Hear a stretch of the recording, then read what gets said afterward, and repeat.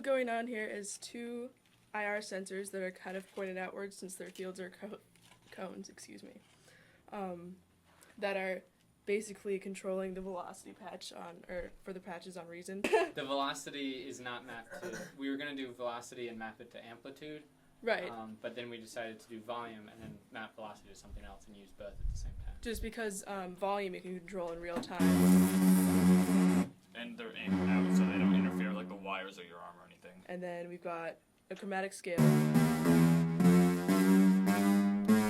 etc. on both hands that are just 13 buttons, and they're mapped to different subtractor modules in Reason.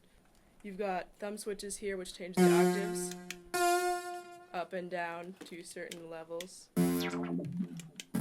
So you can kind of play around with things while you're playing in real time. There's a 2-axis accelerometer in here, sensing movement in the X and Y direction. And then they're changing various parameters in the Reason patches.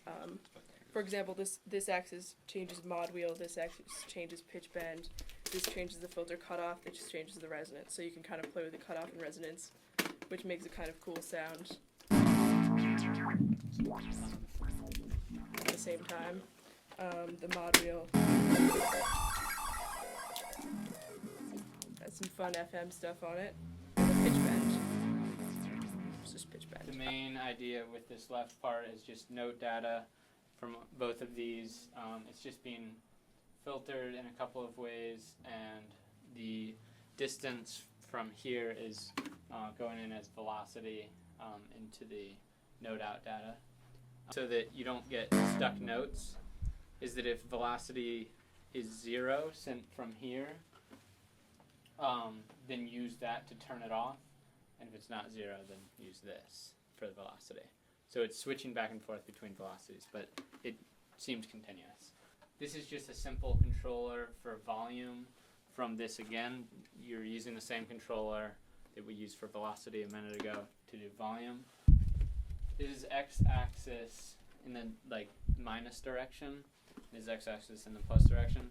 So basically, at this value, you get something around 69 for a MIDI controller number, or not number, but value. And so when it tilts this way, it goes less than 69, greater than 69. So I just split those and sent them out to different controllers in the patches. And we have them all labeled: resonance, mod, bend, cutoff, so in all those directions. I made a slide down function because if you go from this axis to this axis fairly quickly, the accelerometer never has time to say 0 in this axis.